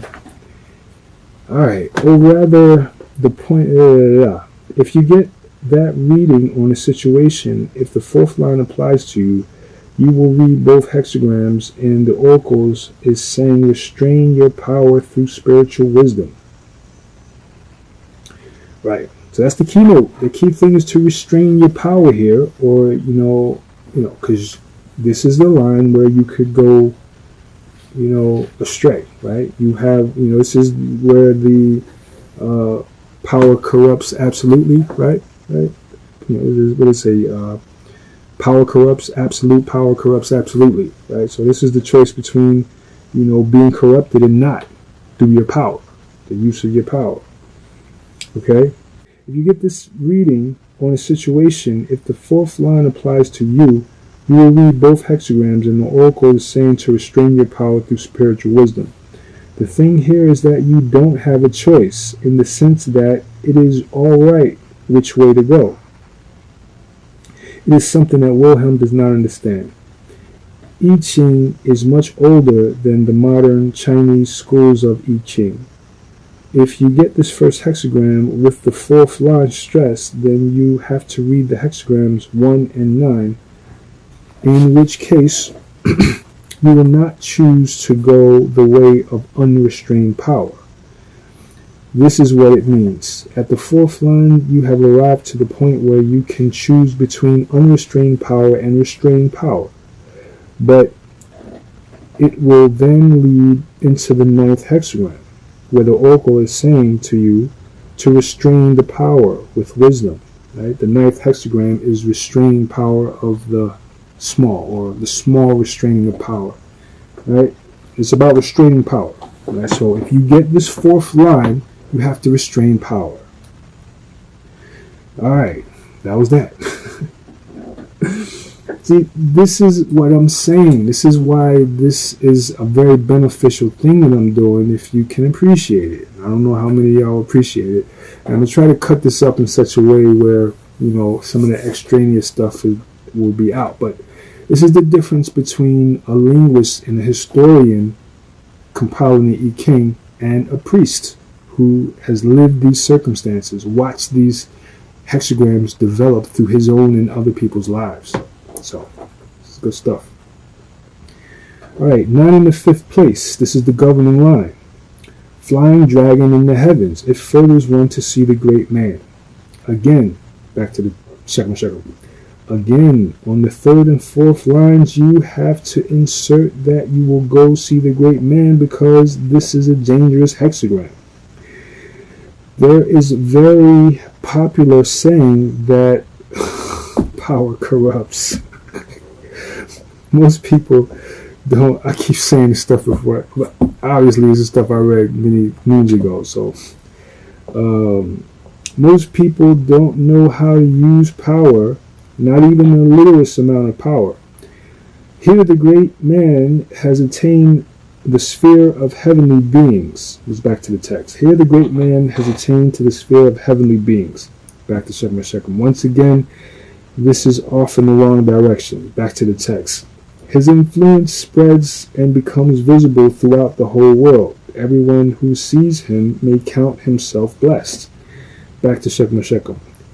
Here we have a dual meaning once again. This is the place of Heru as king. So here the counsel is according to the person who is according to who the person is that is receiving the reading. If you are not in the position of leadership, you are not the sage king. The counsel here is telling you how to act. Here the position of the line is saying that either you must be guided by a sage, or the leader must be a sage or sagely guided. Right? The 5th line speaks about exercising leadership in a sagely fashion. Interesting. Right? I bet you never heard that rendering. Right? So this is not simply about having the power to do. Right? This is about how that power is being guided. Right? You are, and we're talking about what position, right? If you have the power to do, then and you're not the leader, then you have to get counsel on how to now use that power, right? And if you are the leader, then you have to guide or use the power in a sagely way. You have to be correct about how you do your power. Because we see many people in positions of leadership who are not using their power right? Some of y'all have people in leaderships, dad, moms, who aren't doing the right thing as dad and moms, right? You have a boss who's acting as an inferior, right? Things like that. You have people in power positions that aren't doing the thing correctly, right? So this is like, that 5th line is saying, if you are in the seat of power, then use it sagely, right? Be correct about the way you deal with your power. Right? If you are not the leader in the circumstance, then make sure you're being guided by wisdom. use wisdom to guide your flow, your actions. All right, the top line. 9, this is the text. 9 at the top means arrogant dragon will have cause to repent. Shekum, meaning that you will have cause to repent. Back to the text. When a man seeks to climb so high, back to Shekum, we see now here is a problem. Now the author drops the theme of the great man. He says, when a man no longer a great man, he drops the theme, right? This man who would climb too high is the same man that we encountered at every step of the hexagram. Here at the top is what happens, is that it is just not simply a man who climbs too high, it is a man who didn't even want to listen to the sage. That is what this line is talking about. Don't forget that the complement of the first hexagram is the second hexagram. Here the man is unreceptive. Not just that he wants to climb too high, unless you want to say that he dared to argue with the sage. In that sense, he climbed too high. In that arrogant sense, he has decided that he could not stand toe-to-toe with, or that he could stand toe-to-toe with the sage or tower above the sage. Back to the text. He loses touch with the rest of mankind. He becomes isolated, and this necessarily leads to failure. Back to Shekum. And this is what I've highlighted. Here we have the height of segregated thinking. As I said to you, the danger here is that he loses touch with the whole. Here, the man is very segregated, cannot see the connection of things. He is arrogant, will not accept counsel from the sage. He is unreceptive. He is too hot to sit down and meditate and listen to the deities. Back to the text. This line warns against titanic aspirations that exceed one's power. A precipitous fall will follow. When all the lines are 9s, it means, or stressed, right? When all the lines are stressed, it means there appears a flight in the dragons without heads. Good fortune. Okay. Back to Shekum. In our meditation system, we teach that the Indus Kush deity of wisdom is called Chien. Her image is that of a woman whose head has been cut off, so she walks with it under her arm. She is the goddess of wisdom, meaning that you must lose your head to become wise. Because by the time you get to the point where the sage can deal with you, your head is so full of junk and nonsense. You cannot come to the same when you are a child. You have to come to the sage when you are grown. But when you are grown, your head is so full of junk that you must get rid of it. That is why the 50th hexagram says you must empty, first line, empty the tank. You must remove the stagnating stuff from it before the spiritual ideas can be put into it. It's talking about the 50th hexagram, where the first line says you must empty the ting. The ting is the cooking pot with all of the good juju in it. Right? So you must empty the ting. Right? Emptying the ting here is the beheading of the dragons. Right? So it's the same concept. Chien takes off the head, which is full of game knowledge, puts it right here in order to now talk to the sage. Right? Because the sage, you can't interfere with the sage's knowledge, right? Sage is, giving you new stuff, right? Stuff that you haven't thinking about. That's why you're there, right? So you have to put your head aside, right? Right. Okay. When all the lines are 9s, it means every single line is stressed, and then you get the second hexagram. If all the lines were stressed, then it changes over to the second hexagram. If all the lines are stressed, then receptivity is complementing externalization. When all the lines are stressed, the person can be receptive and at the same time can be powerful, or needs to be, according to the situation. Let's look at you and Sherrill. Okay. To the text, line 1. Hidden dragon, work quietly. That is misleading. Wait, be receptive, meditate some more, not work quietly. The hidden dragons means that the primeval forces are not operating out in the open here. Primeval forces is meaningless. Externalizing forces. This is what Sherrill says. Externalizing forces. Primeval force could be any kind of source. Okay, we're back to the cutting of the thing. Could be any kind of source. Back to the text. Implying that one should remain withdrawn, hiding one's talents and abilities. One's externalizing abilities, says Sherrill. However, one should be mentally active. Good advice. Alright, it's good advice, something like that. Back to the text. These are persons who quietly direct matters from behind the scenes. Sherrill says wrong. You are not told to go and maneuver things from behind the scenes. The counsel is to listen some more.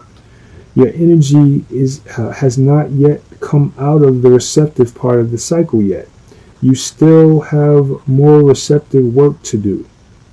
You are at the twilight between waking and sleep. It's like waking up and what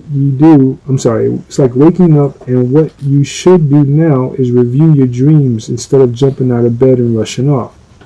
It is at the point where you just woke up and you are trying to recall your dreams. That's what you're being told to do here. You are not manipulating things behind the scenes. You are taking stock of what you're being told. When the oracle says most auspicious, it means that if you go to the council, this is what will happen in your life. Least auspicious is what will happen if you don't go to the council, or if you go to council muddle-headedly, and so forth. Alright, so to the text. Most suspicious, he will be a learned scholar with wide knowledge. Second. That says nothing. You could be asking a question about going into the fruit business, or a person you are reading for is a person who dropped out of grade school and wants to open up a fruit and vegetable stand. What the oracle is saying is that it's not time yet. That's a big problem. You might say, no, don't do it. Don't do that because you need to be a scholar. Okay? Back to the text. He will be a learned scholar with wide knowledge who knows about how to direct and control others and get the best out of them. He may have a tendency to be lackadaisical and will not be a seeker of fame and fortune even so. Alright, Sherrill says that is not what it is. This is a person whose externalizing force is not ready to carry out the task that he's dreaming about. He needs to tune into a little bit more into his dreams. That is the counsel here.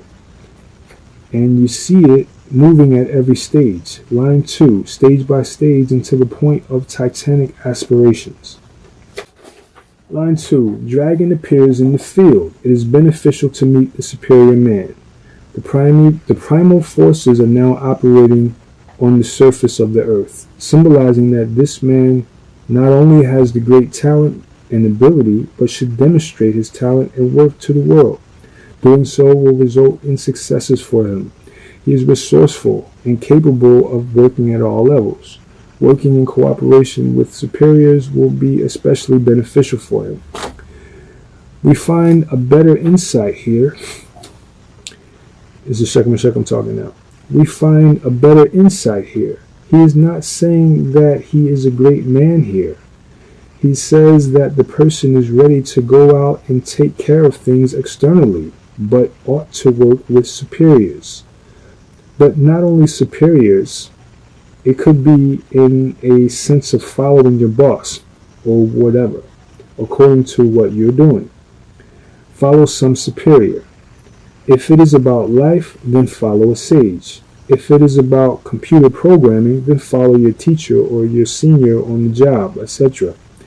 Or somebody who can give you proper insight into what you have to do. We find here at Chien and Sherrill, do not talk about being a great man and for people to see you. You see how Wilhelm would mess you up. Nobody could get through to you.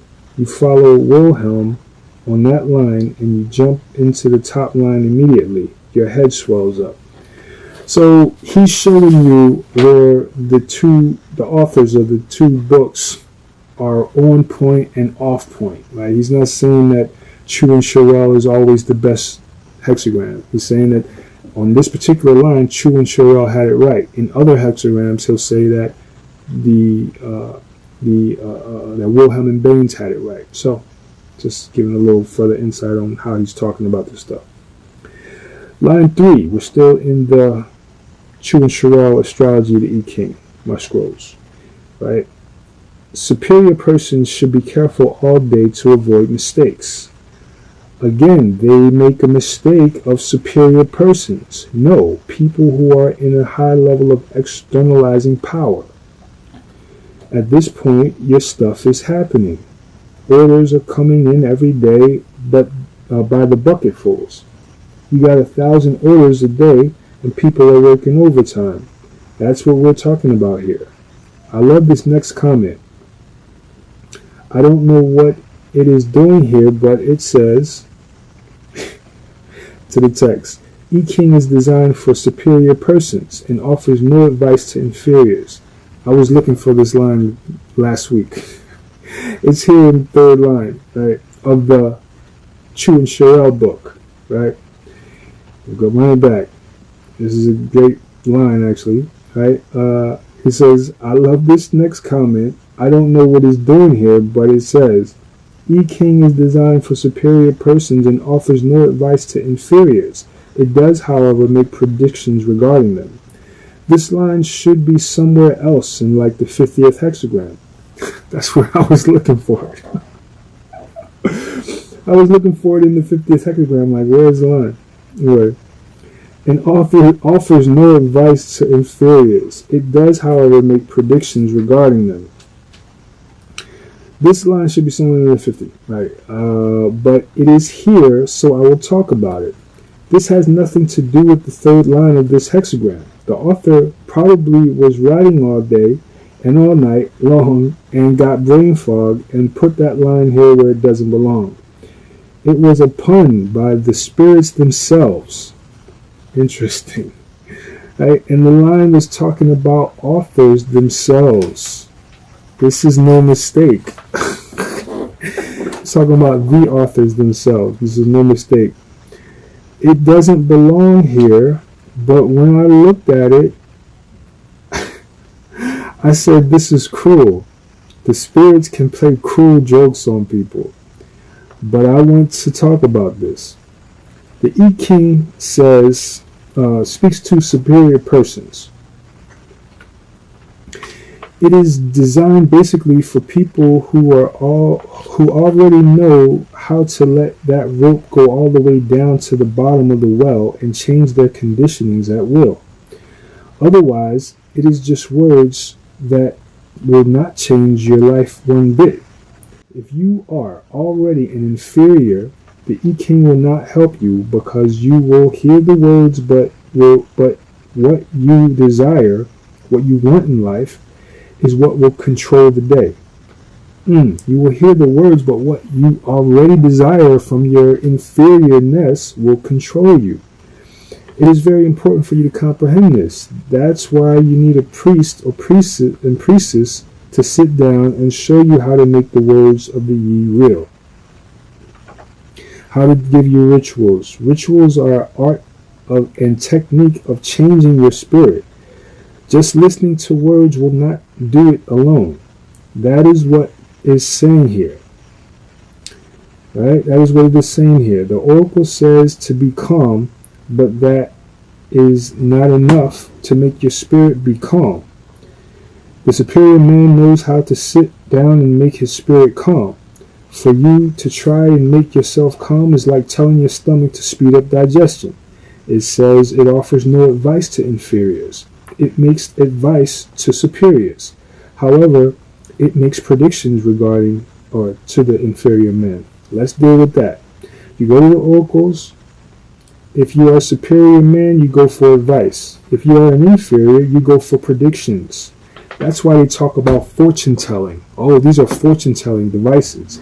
The only way this individual can comprehend what's being given here is in the term of fortune telling. He's seeking,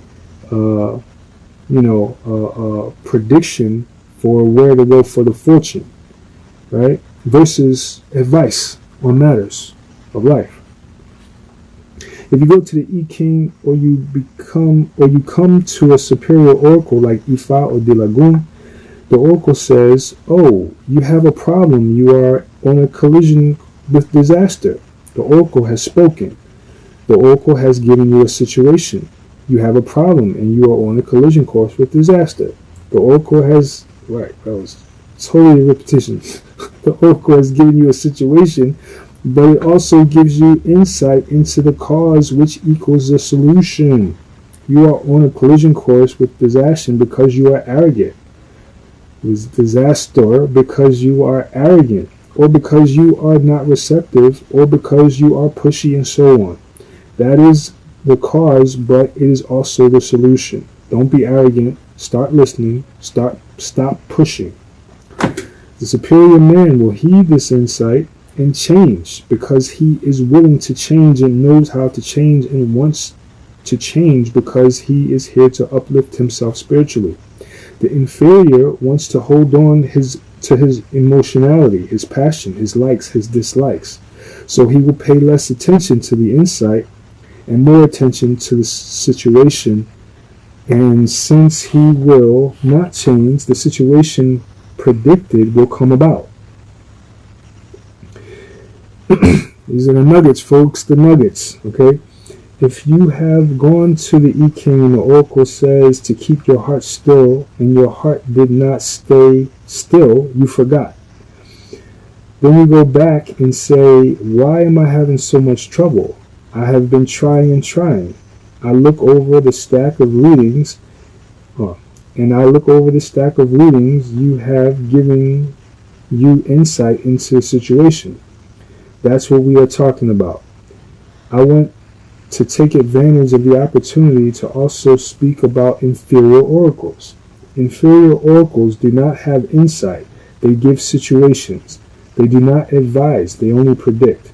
They do not go to diviners who tell you that you are on a collision course with fortune or misfortune and cannot give you insight onto how to maximize your fortune or avoid misfortune.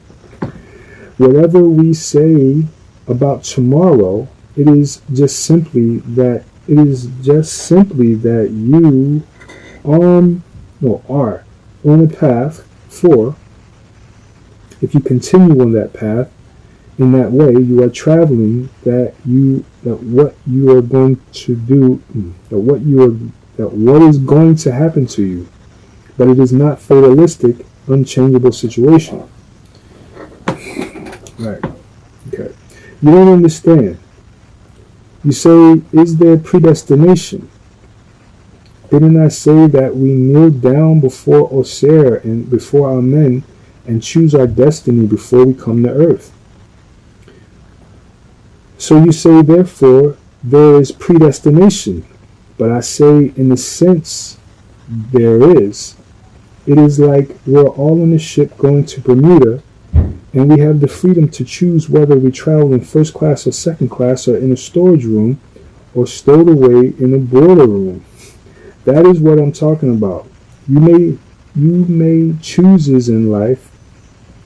You may have choices in life. You may have choices in life, a life of spirituality, or so I said society, but it is within your destiny to decide whether to go through a Sarset in happiness or in suffering, in poverty or in riches. It is up to you. So there is predestination, but in predestination, there is a lot of leeway in what happens inside there. Leeway of what happens inside there.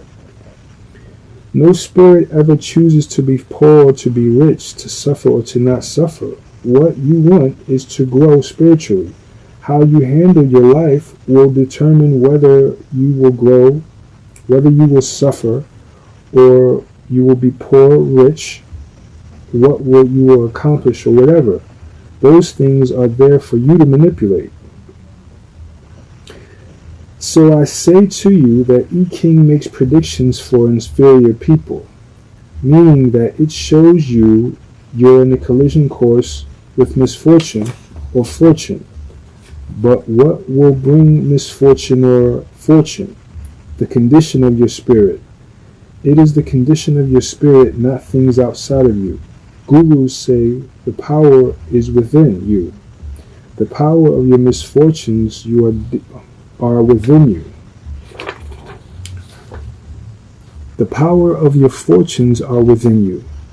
Well, oracles show you exactly what is within you and how to avoid misfortunes that are projected from within you or out of the fortunes that are projected from without you, within you, out. This is someone talking again, so this is weird. All right, let's see. Well, the oracles show you exactly what is within you and how to avoid the misfortunes that are projected from within you out, or the fortunes that are projected from within you out. That the laws of life.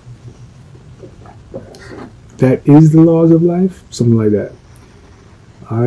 We will be teaching you Tehuti oracles that will be showing you how to manipulate even more artfully through magic the within, that you can project it without and gain more control over the forces moving through your vehicle. But I say to you, be aware of inferior diviners who threw cards or cowrie shells or whatever they use, because it is not what you throw, it is the insight that you bring to it. And there are many inferior diviners out there who are telling evil. This is what's going on, what's going to happen in your life, but they don't say it because it is out of mistakes of your spirit. And since what is happening in your life originates from within, then you have the power to control it. Nothing happens to you that came from the outside.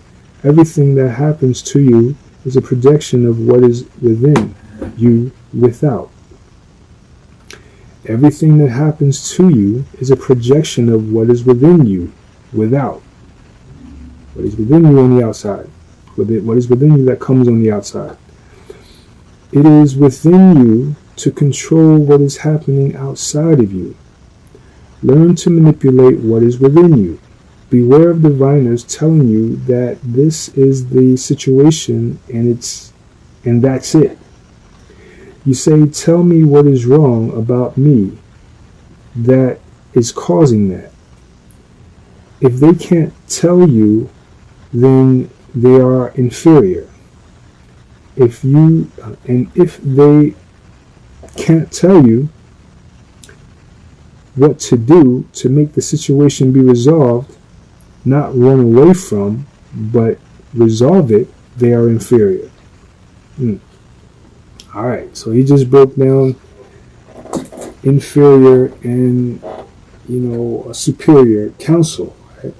He broke down, why it is inferior, to deal with fortune-telling devices or to deal with oracles that give you a mere prediction rather than give you a route to correcting the situation through your conduct, your being, right?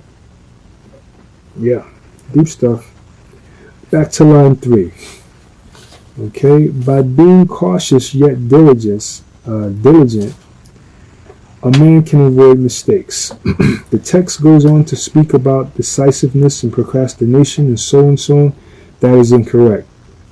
The third line does not speak about procrastination and decisiveness and so on. The third line speaks of overwork, the hustle and bustle.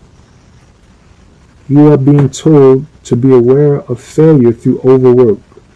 Beware of inefficiency that comes from doing too much. Line 4. Alright, I'm going to line 4. The dragon is wavering, no blame. Each individual must determine for himself what his course will be. This starts off on the wrong foot. When you get this line, it is, as I have explained earlier, if you don't know for sure which way to go, and it is not a question of what things should you do, it is a question of remaining righteous in whatever you do. Allow for a spiritual foundation in whatever you do. You can be the head of a corporation, or you can be an insurance salesman, and the last sentence is completely cut off. Can't see it at all. All you see is hints that there was a sentence, but it's not there. Okay. You're at the point now where you can sell 10,000 insurance policies a day. That is what we're talking about. You have learned about the art of selling, and you are past the stages where you are all up all night and all day studying and working, and you have gained insight into the art. And now you get the fourth line. You say, wow, I can really sell it. Now you are at the crossroads, because the fourth line in the hexagram is the point of the minister. He is the spiritual advisor to the king. He is where the morality comes in. Here is where the morality comes in. The moral question comes on the fourth line. Here the man has arrived at where he has gained the secret of how to sell it, how to rip off. Now the question comes in, what should I do? Should I make myself rich, whether it be illegally, immorally, or should I follow the other way? Right. Okay, so we spoke about that earlier in the other book. Okay. Line 5, right? We're still dealing in the I Ching, Astrology of the I Ching. Line 5. The achievements of this man will be greater than those of many others.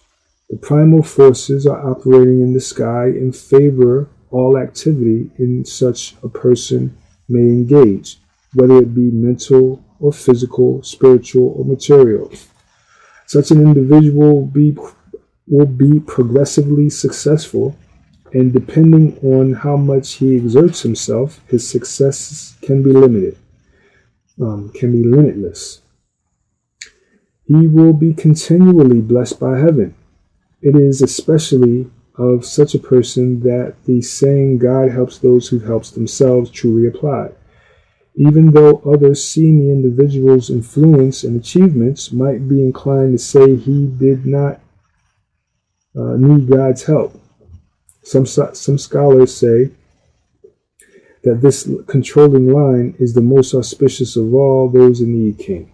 All right, back to check my shekel. But auspicious in what? That is for external accomplishments. The fifth line corresponds to a man whose wisdom is guiding.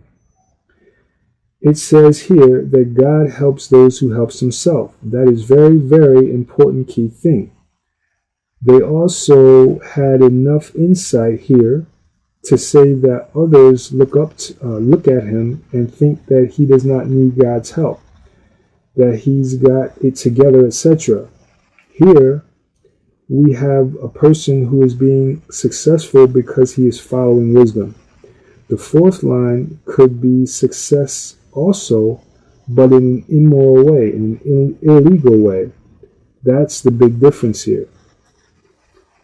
All right, so he's saying that fifth line is all about a person who's following wisdom and therefore has success.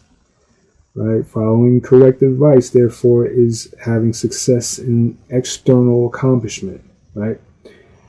Okay, the top line speaks for itself. All right, so from there he goes into, next week we will go into the second hexagram. All right, so that's it for this I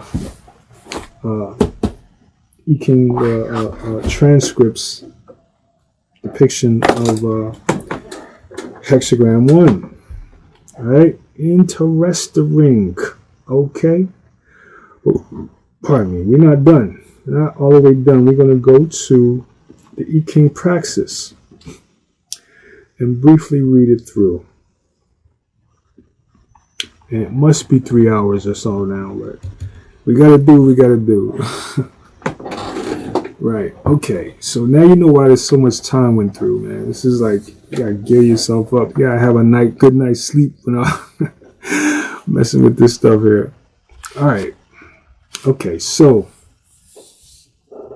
the Judgement, right? We are talking about the first hexagram, right?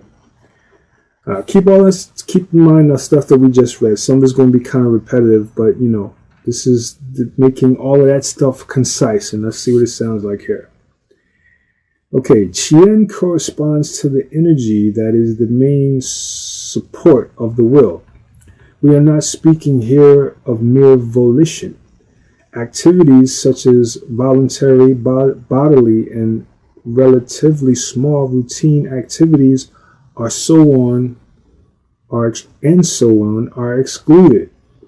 Okay, here we're speaking of the energy support of the will to achieve goals that require a great deal of preparation, input, effort, and the strength to persevere in the face of great difficulties and reversals.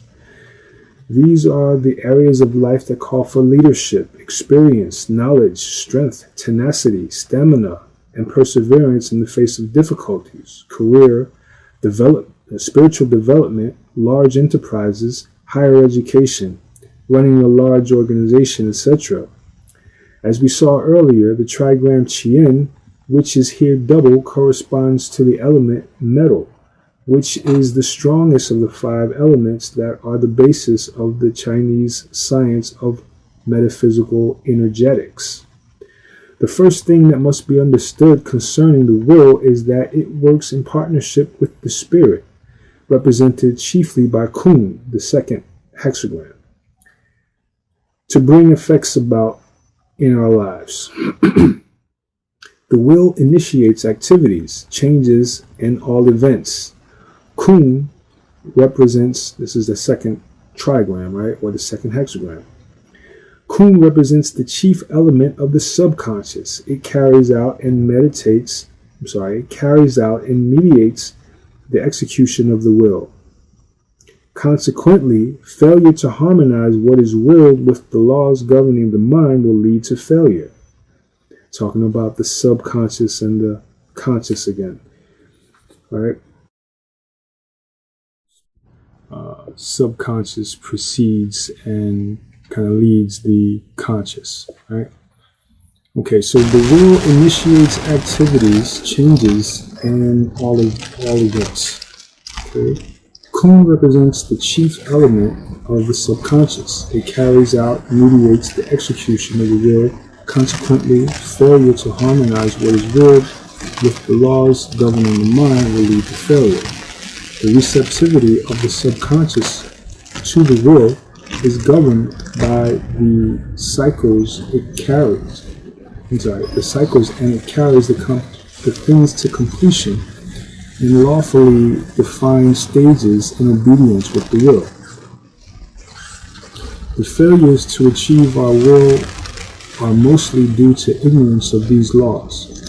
In addition, we might fail because we will to manifest things that are in opposition with other wills and desires that have been established in the subconscious. These failures have kept people from realizing the essential, unlimited, and unconditioned nature of their being, so that they do not dare to will what life demands. Although the will is free in the sense that we will, although Although the will is free in the sense that we can declare and establish any intention into the subconscious, success in life depends on willing only what is in harmony with the divine, or to say harmony with heaven, parentheses, the divine laws governing the spirit. The divine laws provide premises which meet the test of truth for the mind to reason on. Reasoning based on truth is necessary for the clarity of thinking that acts in support of the will. Of the 11 laws of this divine spirit, the 2 highest laws guide man to maintain constancy in willing, not parentheses, not wavering, and dedicating his or her works to the universal goal, good. The first of these laws teaches that inner peace is the highest attribute of man's nature, and that man is one with all. Since the use of the will corresponds to the waking state, success in the application of the principles explained above depends on man's state of vitality. The types of activities in which Chien prevails require strength, metal, to serve, strength/metal, to serve as the foundation of assertiveness, aggressiveness, courage, leadership, entrepreneurial spirit, initiative, volition, structure, parentheses, business plans, formulas, and so on, etc. It is important to note that the chief keynote of the first hexagram deals with the strength aspect of the spirit that the will needs as a support to accomplish difficult tasks, especially if protracted and dangerous. For example, you want to go into business to start a new business, you receive the first hexagram. The oracle is saying to you that you have the power to do it. You have been dreaming about it. You have, or your ability to carry it out is now there. The energies to accomplish something, to bring them out into physical manifestation is there now. It is high according to the stress lines. Another person, or you at another time, goes to the oracle and you receive, let's say, the 52nd hexagram. This is not the time to be trying to carry things out. This is a time for you to meditate on it, find out what you ought to be doing and how to do it, etc. Okay, so we get the general idea, right? We've spoken about various levels, right? Talking about externalization, power of externalization, right? The various stages of externalization. So we'll get into that right now. So the lines, right? Line 1. Although you possess the potential to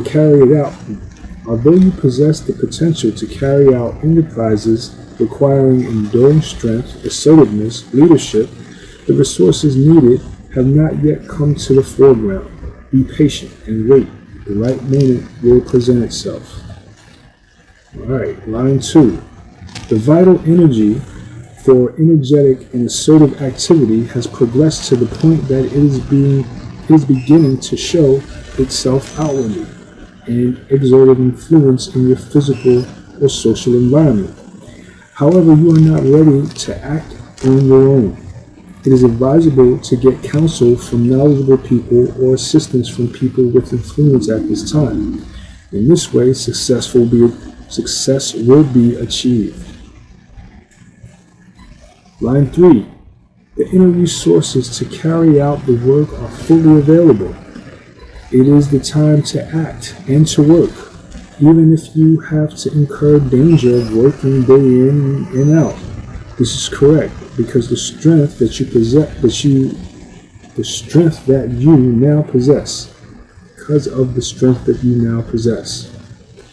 It is obvious, however, that excessive work must be avoided.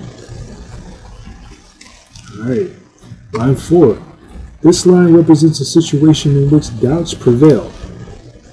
One has the strength, but either the right information or help of both are not available. Therefore, one cannot make an intelligent or correct decision to achieve one's goal or to retreat. One is at a situation that the profane will state that a leap of faith is called for.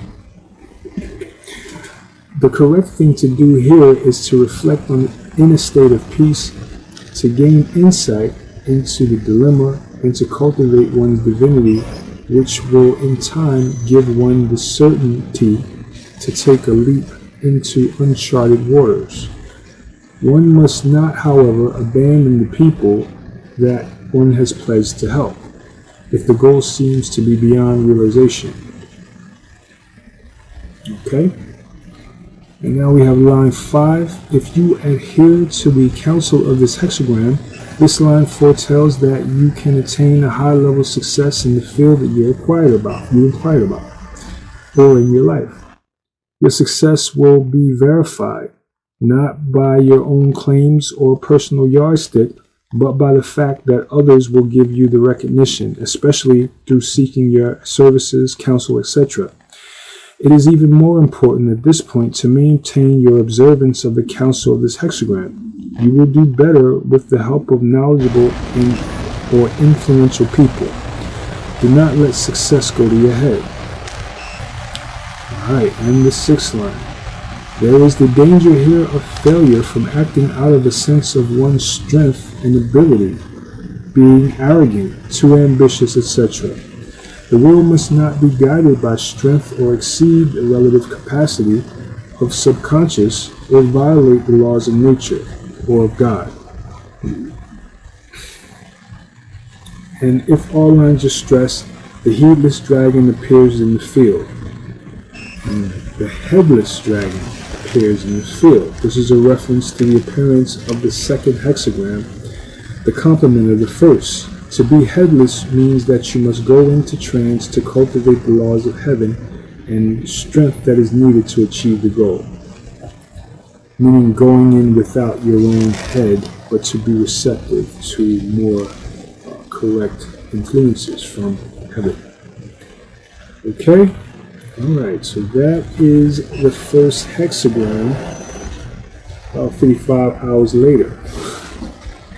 Right, so yeah, I'm going to chop this up in order that it will be able to be charted. We'll give the timestamps such that we can get through all the rest of the stuff. Okay, go straight there. Alright, so that's it, folks. I hope y'all have enjoyed this reading of the hexagram. Number 1, okay? So we're going to be back to do it again as soon as I can get the time and headspace. That was like 3 hours, y'all. Alright, y'all. Peace and love. See y'all next time.